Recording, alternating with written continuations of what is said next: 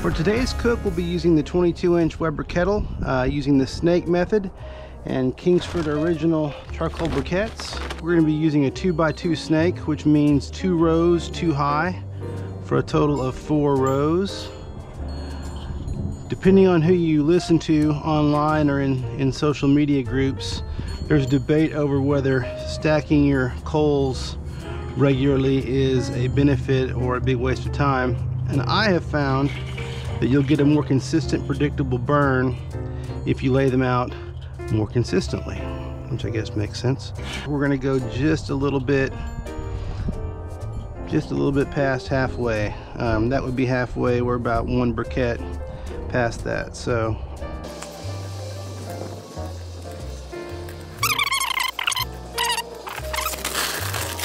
now I do like to use the full-size briquettes for the main snake, and leave the little small pieces for top rows, or just put them back in the bag for grilling, where it doesn't really matter.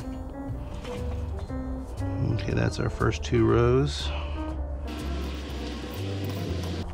Now I have also found that building from start to end burns better. I've built it from end to start as well, and I found I get a more consistent burn this direction.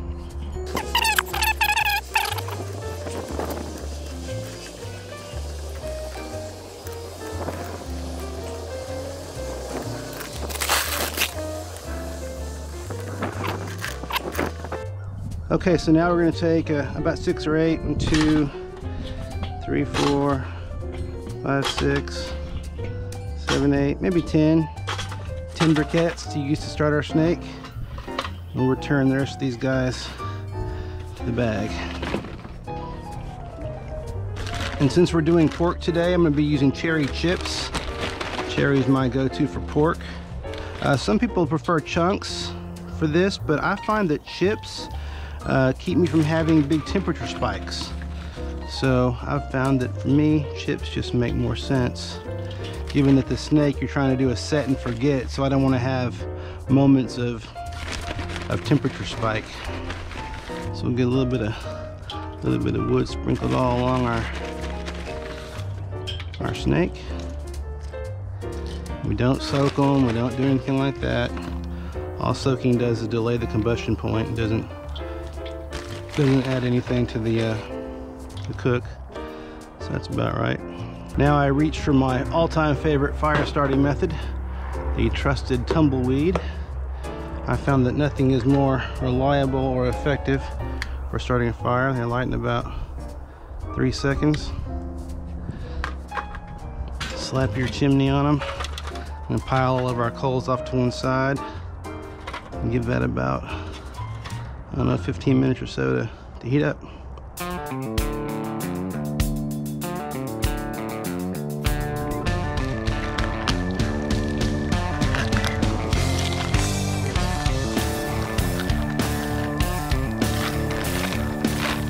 So looking at your pork belly here, I like to cut it so it looks like ribs, so the grain is running like they would on a rack of ribs. I don't know, given that it's so much fat content, I don't know that it really matters, but cut them right in half.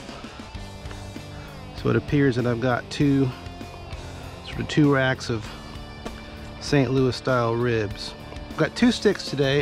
These are unsoaked and these are soaked. There's debate about whether soaking your wood skewers really matters or not, and so we're going to do both today to find out if it does matter. I'm going to stick them in about, I don't know, a little more than halfway, about 1 inch apart, 1.5 inches.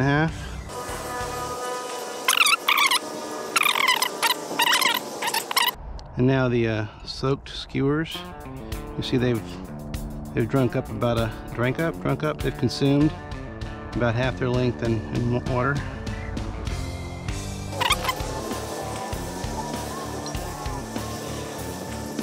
There we are.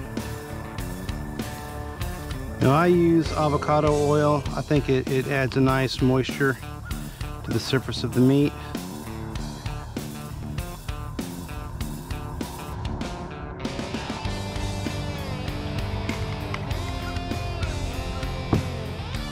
Move that around.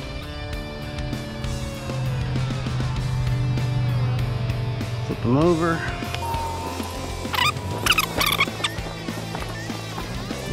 And now it's time for rub.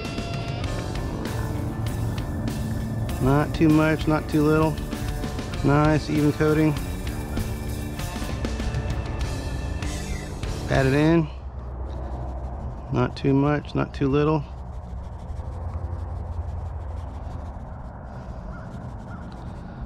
Nice, even coating. Then we'll flip them.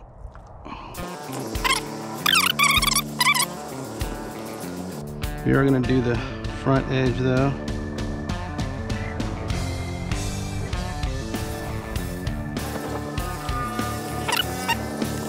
And that looks about right.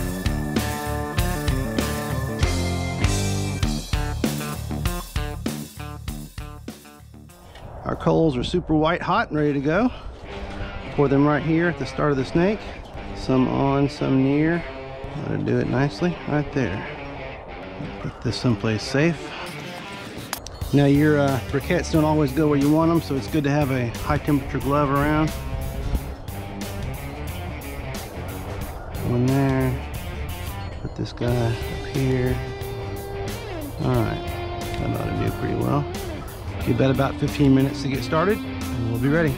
I am going to use a water pan today. It's as much a drip pan as a water pan, but I do find that a water pan almost never hurts and almost always helps.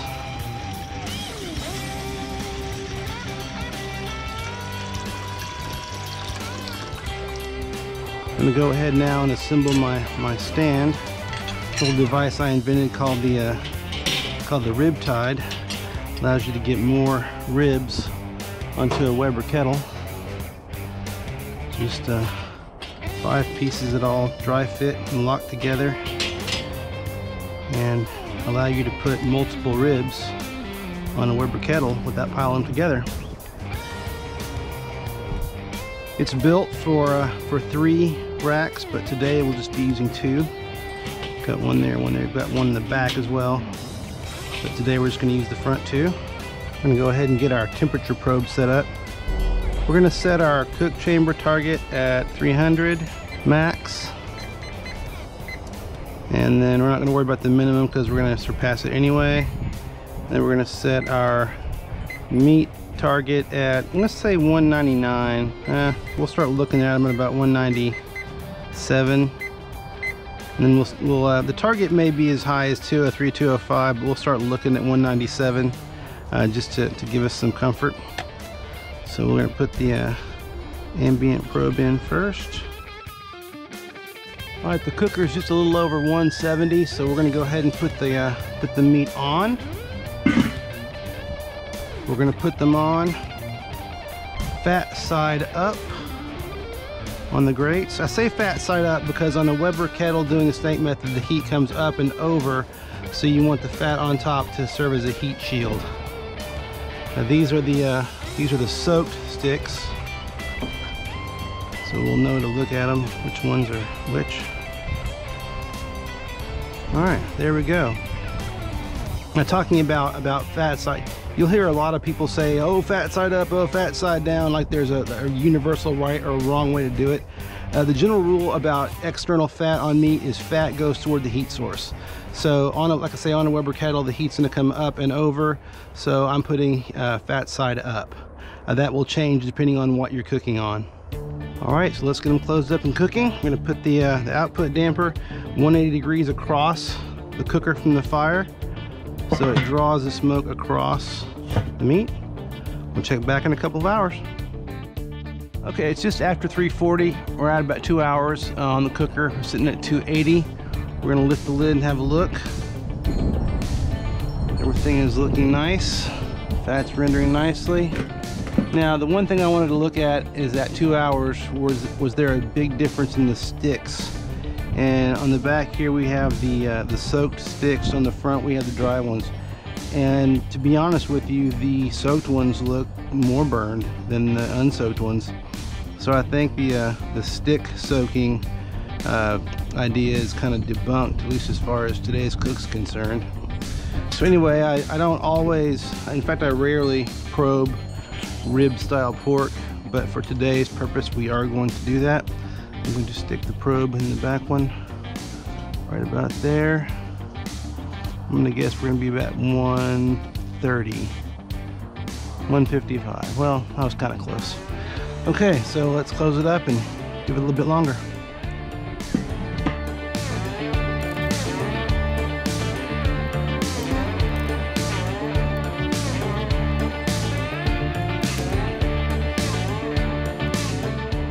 I checked them at 197. It still wasn't quite ready yet. We're now at about 200. Let's have a quick look. Man, they look fantastic. They feel like marshmallows. I'm gonna give them, and we are right near the end of the snake. Timed that perfectly. I'm gonna let the snake go ahead and burn out. Get them to about, I don't know, 203, 205 before we pull them. It's looking pretty good though. So the alarm just went off, 205. We're sitting at 206 now. Let's have a look at them. Oh man, they're looking great. Get out of the light here. And that's just natural bark on the side there. It's marshmallow soft. We're gonna go ahead and pull them and rest them in foil for a few minutes. And we ended the snake, right? We're ending the snake right there at the end. That couldn't have been built any better. That's really perfect. Let's get some foil ready.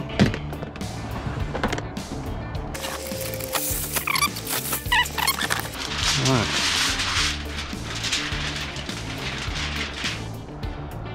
Okay, sticking a little bit to the grate. Nice. These are the dry skewers, and these are the soaked skewers.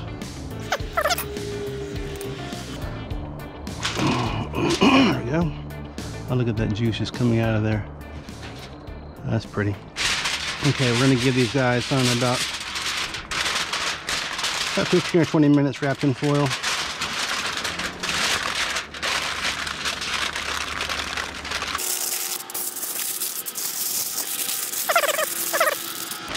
All right, we're gonna slap those in the Cambro for about 15 or 20 minutes.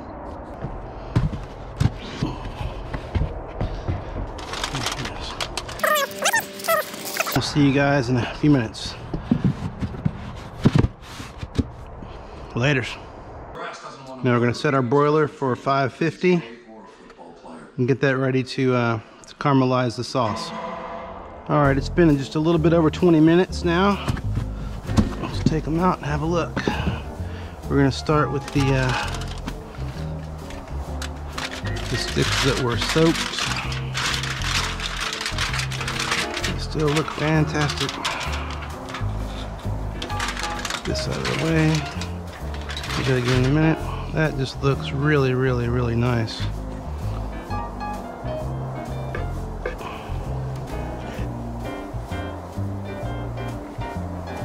Looks and smells like cotton candy.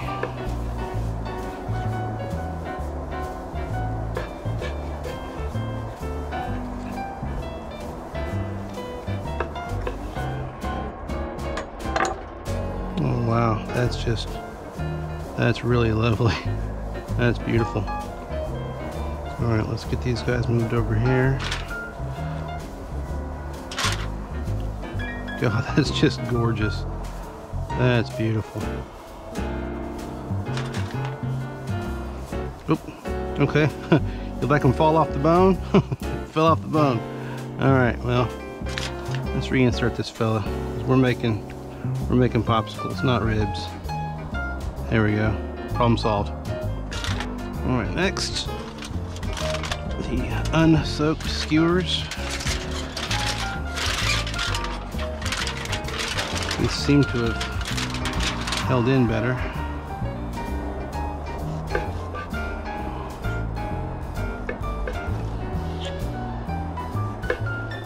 These look absolutely perfect. I mean, really, really nice.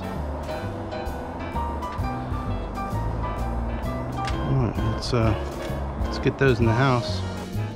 All right, now we just roll them each in the sauce. Lay them on this little pan. Just like you would a normal Pork belly burnt end.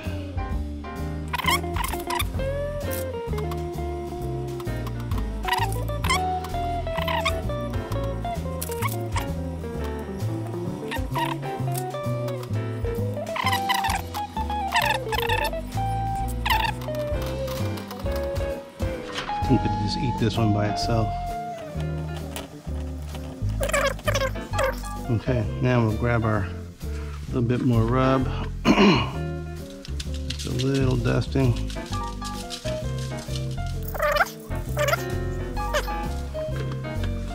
I'm gonna put them in the broiler at 550 for just a few minutes.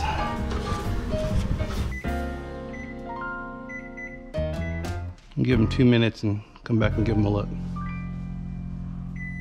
All right, let's have a look. I think they could stand another couple of more minutes.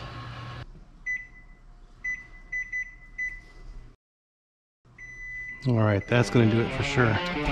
Whoa, might be too much. Wow, that's perfect.